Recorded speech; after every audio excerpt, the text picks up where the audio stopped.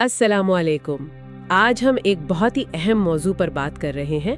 कुरान मजीद की सबसे लंबी सूरत अल बकरा, उसकी आखिरी 3 आयात। वालेकुम अस्सलाम। जी बिल्कुल। ये आयात, जिन्हें अक्सर लोग आमना रसूल भी कहते हैं, वो सिर्फ अल्फाज नहीं है।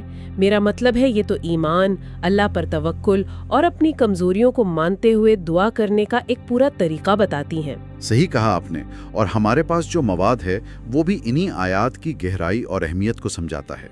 तो आज का मकसद यही है कि इन आयात के, आप कह लें, बुनियादी पैगाम को समझा जाए। जी, और ये भी कि ये आयात मोमिनों के लिए इतनी खास क्यों हैं, क्यों इन्हें इतना ज्यादा पढ़ा जाता है, खासकर रात के वक्त। इनकी फजीलत बहुत बयान हुई है। बिल्कुल। तो आइए पहली आयत से शुरू करते हैं। आयत नंबर 8-5। आमना रसूलु बिमा उन्जिला इलैहि मिन रब्बे। कुल्लुन आमन बिल्लाहि व मलाइकतिही व कुतुबिही व रुसुले ला नुफर्रिकु बैना अहदिम मिन रुसुले व क़ालू समिअना व अतअना गुफ़रानक रब्बना व इलैकल मसीर। तर्जमा कुछ यूं है, रसूल सल्लल्लाहु अलैहि वसल्लम ईमान लाए उस पर जो इनके रब की तरफ से उन पर उतरा, और मोमिनीन भी सब ईमान लाए अल्लाह पर, फरिश्तों पर, किताबों पर, रसूलों पर। कहते हैं हम रसूलों में फ़र्क नहीं करते, और कहा हमने सुना और माना। ए रब, तेरी बख्शिश चाहते हैं और तेरी ही तरफ लौटना है। ये तो जैसे ईमान का पूरा खुलासा है। बिल्कुल। ये आयत ईमान के जो बुनियादी सुतून हैं उन्हें बहुत ही जामे अंदाज में बयान कर देती है। देखिए, माखिज में इसके 3 अहम नुकात बताए गए हैं। अच्छा, क्या है वो? पहला है तस्दीक़े रिसालत, यानी एक मोमिन का सबसे पहला काम ये है कि रसूलुल्लाह सल्लल्लाहु अलैहि वसल्लम अल्लाह की तरफ से जो भी लाए हैं ना, उसको पूरी तरह माने, दिल से, बगैर किसी शक के। यानी जो वही आई उस पर मुकम्मल यकीन। ठीक, और उसमें मोमिनीन का जिक्र भी फौरन साथ ही है। जी जी, यही तो खास बात है।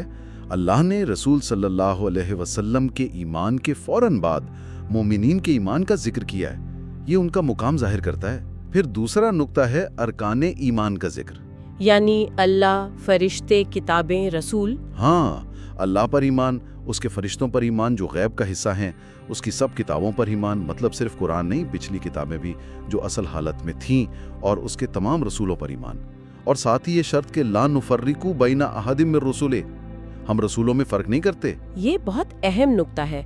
अक्सर लोग शायद इस पर इतना गौर नहीं करते कि सब रसूलों को मानना बगैर फ़र्क किए, ये भी ईमान का हिस्सा है। जी, ये इस्लाम के पैगाम की, आप कह लें, आलमगिरियत दिखाता है। और फिर तीसरा नुक्ता जो बहुत अमली है, वो है इताअत व इकरार, समेरना व अताना वाला हिस्सा। बिल्कुल, हमने सुना और हमने माना।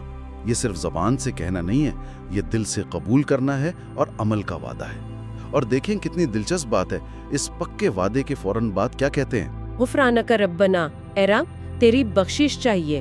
हाँ, गोया जानते हैं कि दावा तो कर लिया सुनने और मानने का, लेकिन इंसान हैं, कमज़ोर हैं, गलती हो सकती है, तो फौरन अपनी कमज़ोरी का एतराफ़ और मग़फ़िरत की तलब। पहले मुकम्मल सर तस्लीम खम, फिर फौरन आजिज़ी का इजहार।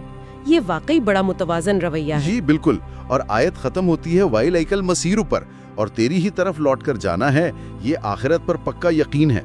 तो ये आयत सिर्फ अकीदा नहीं बता रही, ये एक पूरा रवैया सिखा रही है। यकीन, इताअत, आजिज़ी और आखिरत की फ़िक्र। वाकई एक आयत में कितनी गहराई है। अच्छा, अब अगली आयत 286 की तरफ आते हैं। इसका शुरू ही एक बड़े बुनियादी उसूल से होता है, ला युकल्लिफुल्लाहु नफ्सन इल्ला वुसअहा। जी, अल्लाह किसी जान पर उसकी ताकत से ज्यादा बोझ नहीं डालता।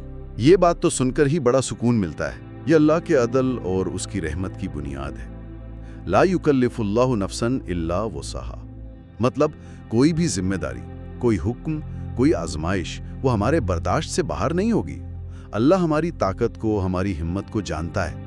आजकल जैसे लोग ज़हनी दबाव और मुश्किलात की बात करते हैं, तो ये आयत याद दिलाती है कि जो भी अल्लाह की तरफ से है वो हमारी पहुंच से बाहर नहीं।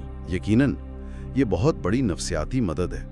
ये सोच कि अल्लाह जानता है कि मैं ये कर सकता हूँ या सह सकता हूँ, ये हिम्मत देती है। फिर इसी आयत में आगे है, लहा मा कसबत व अलैहा मक्तसबत, जो नेकी की वो उसके लिए, जो बुराई की वो उस पर। यह इनफरादी जिम्मेदारी का उसूल, हर कोई अपने किए का खुद जिम्मेदार है। नेकी का फल भी उसी को, गुनाह का बोझ भी उसी पर। कोई दूसरे का बोझ नहीं उठाएगा। ये भी अल्लाह का इंसाफ है। तो ये दो उसूल, ताकत से ज्यादा बोझ नहीं और हर एक अपने अमल का जिम्मेदार, ये अल्लाह के निजाम की बुनियाद है। बिल्कुल, ये अदल और रहमत की तस्वीर मुकम्मल करते हैं। इन उसूलों के बाद आयत का बाकी हिस्सा एक लंबी, बहुत ही खूबसूरत दुआ है। रब्बना ला तुअखिज़ना इन नसीना औ अख्ताना। जी, ऐ हमारे रब, अगर हम भूल जाएं या गलती कर बैठें तो हमें ना पकड़ना। फिर रब्बना वला तहमिल अलैना इसरन कमा हमलतहु अलल लज़ीना मिन क़ब्लिना, यानी हम पर वैसा भारी बोझ ना डालना जो पहले लोगों पर डाला था। सही। और फिर रब्बना वला तुहम्मिलना मा ला ताकत लना बिही, वो बोझ ना डालना जिसे उठाने की हम में ताकत नहीं। और आखिर में वाफ़ु अन्ना वग़फ़िर लना वरहमना, हमें माफ़ कर, हमें बख्श दे, हम पर रहम फरमा। ये तो अल्लाह से रियायतें मांगने का तरीक़ा सिखाया जा रहा है। हाँ, ये एक मिसाली दुआ है। माखिज में इसे दुआए मुस्तजाब कहा गया है, यानी वो दुआ जो कबूलियत के लायक है। इस दुआ में भी कई पहलू हैं। पहला तो यही, भूल चूक पर माफ़ी। इंसान है, भूल भी जाता है, अनजाने में गलती भी कर देता है। जी, तो यहाँ अल्लाह की नरमी मांगी जा रही है कि या अल्लाह, इन इंसानी कमजोरियों पर गिरफ्त ना करना।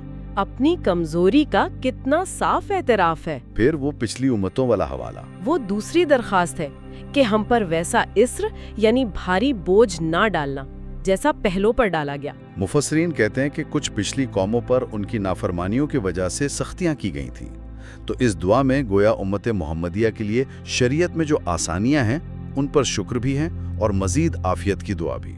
और तीसरी दरखास्त तो बहुत ही बराह रास्त है, वो बोझ ना डाल जिसकी ताकत ही नहीं। ये इंतहाई आजिज़ी है। बंदा अपनी हद को मान रहा है, कह रहा है कि या अल्लाह, तेरी मदद के बगैर हम कुछ नहीं, तो अपनी रहमत से हमें वो ना दे जो हम उठा ना सकें। फिर वो 3 अल्फाज हैं, अफू, मगफिरत, रहमत। इनमें क्या फर्क है? अच्छा सवाल है। इनमें बारीक फर्क है। अफू का मतलब है बिल्कुल मिटा देना, जैसे निशान ही ना रहे, गुनाह के असर को ही खत्म कर देना।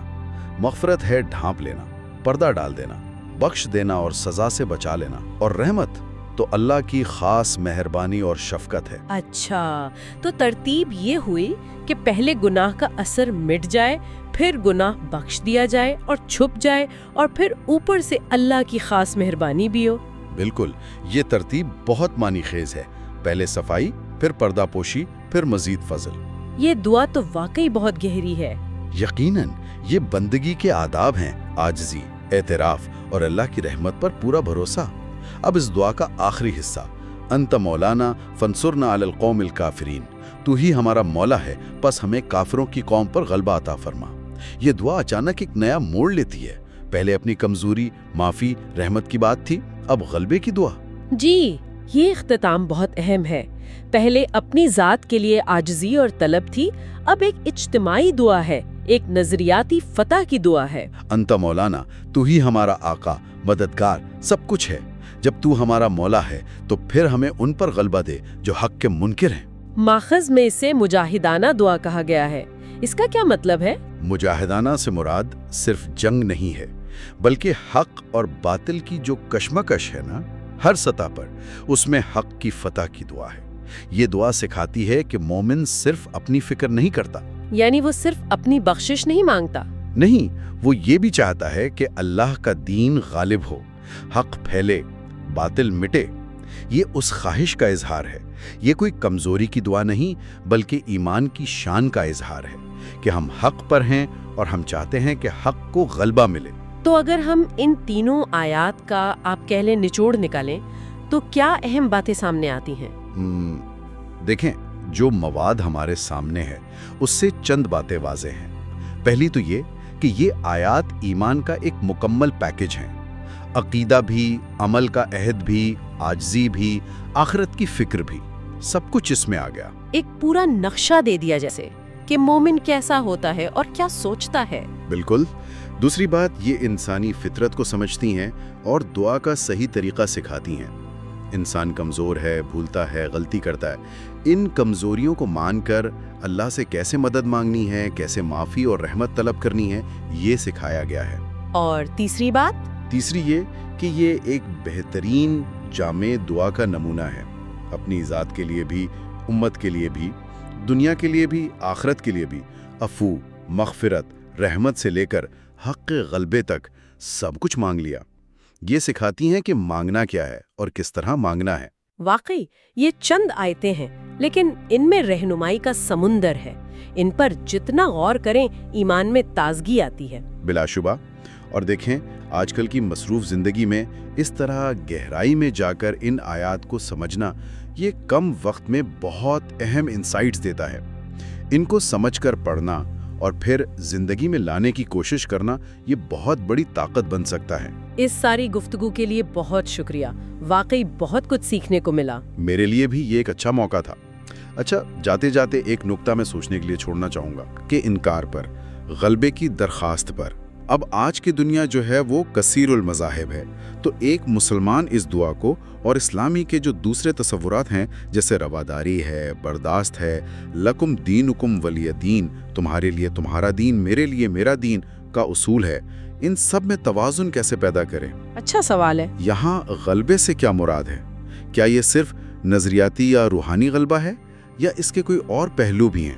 یہ ایک اہم سوال ہے جس پر آج کے دور میں غور و فکر کی ضرورت ہے۔ یہ واقعی ایک بہت اہم نکتہ ہے، خاص طور پر آج کے حالات میں۔ اس پر یقیناً مزید سوچا جا سکتا ہے۔ اسی سوچ کے ساتھ ہم آج کی گفتگو ختم کرتے ہیں۔ اللہ حافظ۔ اللہ حافظ۔